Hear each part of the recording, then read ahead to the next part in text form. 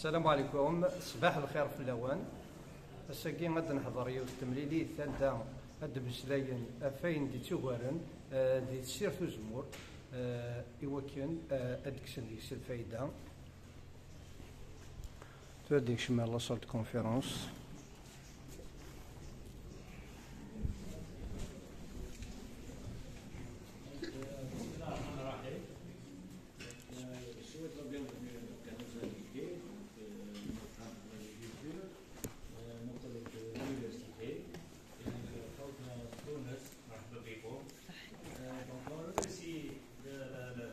DSA et la Chambre d'avoir organisé cette journée. Donc, c'est le moment parce que c'est le début de la campagne électorale. Donc, peut-être il y aura des choses qui seront bénéfiques pour nos torréfacteurs surtout, pour avoir des beaux produits et les valoriser. Donc, je vous souhaite encore une fois, sans tarder, je parle la parole à M. le DSA. إذا بسم الله الرحمن الرحيم والسلام على رسول الله. نشكر سي مزياني وطاقم المعهد على حفاوتهم باستقبالنا ووضعهم تحت تصرفنا هذا الصرح كلما دعت الضروره الى ذلك، كلما احتجنا رتمه الا وانها تجيب بالاجابه. هم مشكورين على كل حال. بهذه المناسبة السعيدة سعيد أنا أن أكون معكم في هذا اللقاء التقني حول شعبة الزيتون. أرحب باسمي الخاص وباسم كل إطارات هذه الولاية وكل المتعاملين وكل المنتجين بضيفتينا الشقيقتين من تونس الشقيقة، خبيرتين في مجال زيت الزيتون. مرحبا بكما على مستوى المعهد وفي بلدكم الثاني الجزائر. كذلك ارحب بكل الحضور سواء المتعاملين سواء المنتجين سواء الاطارات في هذا اللقاء التقني.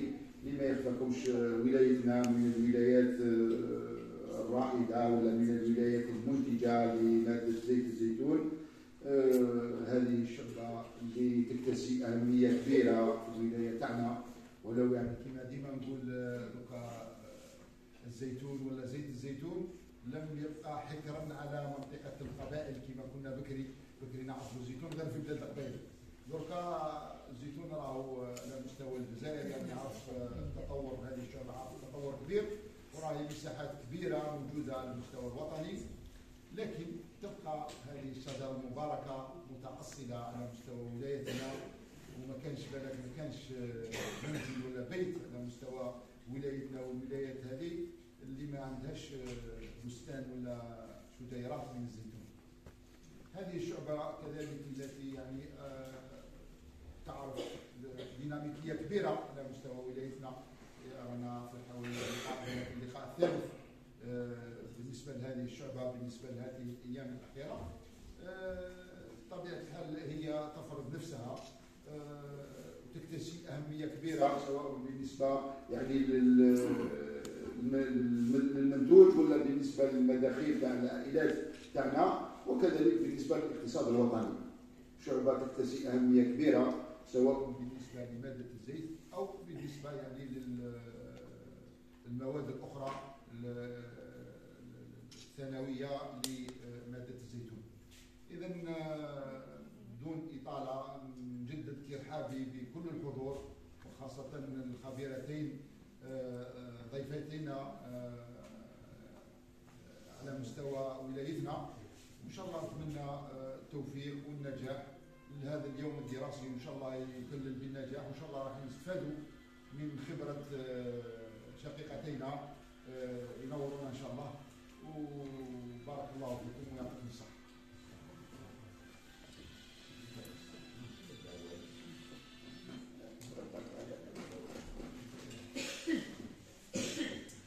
السلام عليكم. من الزوج الاول حنا نقولوا مع اللي جانا مرحبا بكم. دونك si on doit parler de l'oléiculture, on parle de on valorise à peu près 20% de ce que l'olivier nous donne. Donc, il est temps de valoriser les coproduits. On a 80% de l'olivier, on a 20%. هذا الشيء كاع لازم نديروه au détriment تاع l'environnement اللي رانا عايشين فيه. On vit dans un environnement qu'on doit protéger. Donc, comme Inch'Allah, c'est une journée qui va ramener beaucoup de plus pour des étudiants, beaucoup plus là, ou les professionnels de l'Omahna, et qui pourront peut-être apprendre beaucoup, apprendre de ce que vous faites en Tunisie. Donc, Inch'Allah, ce sera une journée bénéfique pour tout le monde. Partez comme ça. تفضل أستاذ. زملائنا من جامعة المولود المعمري، جامعة العريقة على مستوى ولايتنا، وإحنا في اتصال مباشر يعني سواء بالنسبة لهذه الشعبة ولا بالنسبة للشعوب الأخرى، هم كذلك مشكورين على هذه المبادرة الطيبة ورحبوا بهم على مستوى المعهد تاعهم. الله يسلمك. بارك الله فيك سيدي المدير. Donc à mon tour,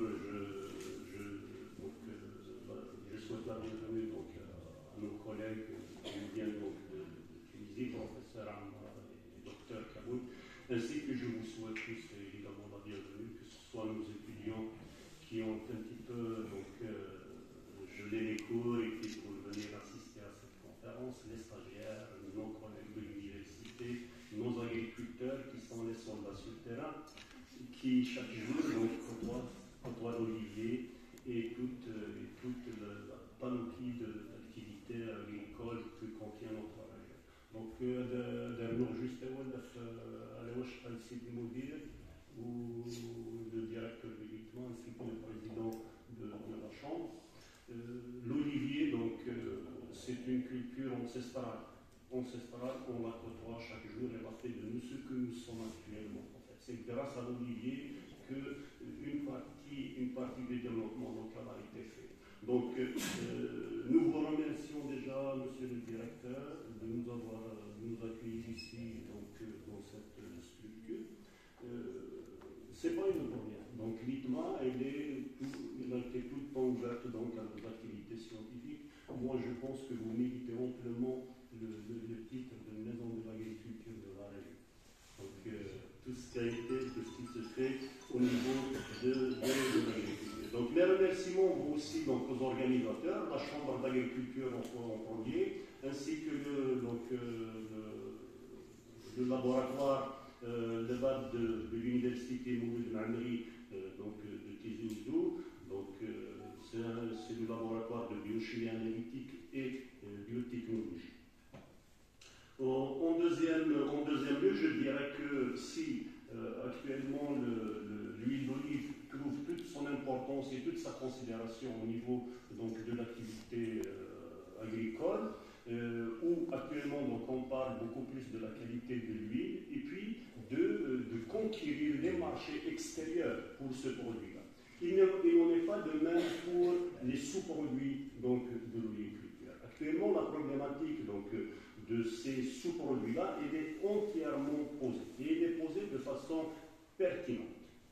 À titre d'exemple, nos résultats, donc les résultats récents d'une étude qui a été faite au niveau donc, de l'université, on a trouvé que seuls 7% des margines sont épandues sur les sols agricoles.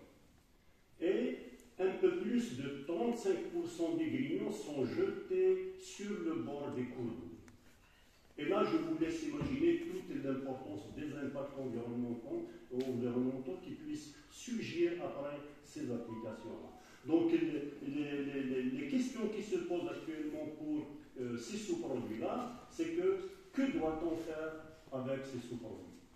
Y a-t-il des voies de valorisation de ces sous-produits? Que peut-on faire donc au lieu de les éliminer de la sorte? Et Monsieur le Président donc, de la Chambre a bien fait de signaler les impacts environnementaux. Et là, je vois, vraiment, je suis très content qu'au niveau du secteur professionnel, on voit qu'il y a une préoccupation de l'avenir et aussi des impacts environnementaux qui puissent surgir de cette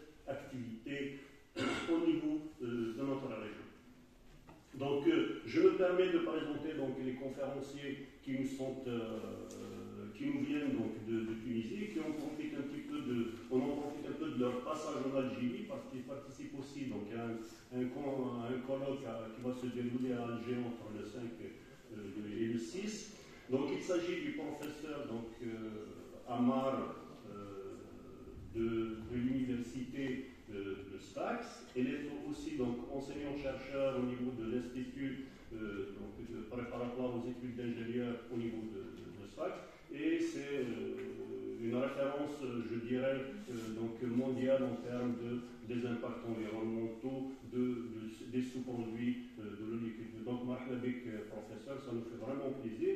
Et à côté, donc, nous avons aussi donc, docteur Kanoun de l'Université de Tunis, qui est aussi très impliqué donc, de la gestion des déchets. Et puis, donc, elle va développer aussi donc, une thématique très importante qui est ce côté impact environnemental et la médiation. Donc, cette recherche de solutions, un petit peu des solutions qui vont permettre de gérer ces impacts environnementaux entre maintenir une activité tout en respectant donc, l'environnement au niveau des territoires.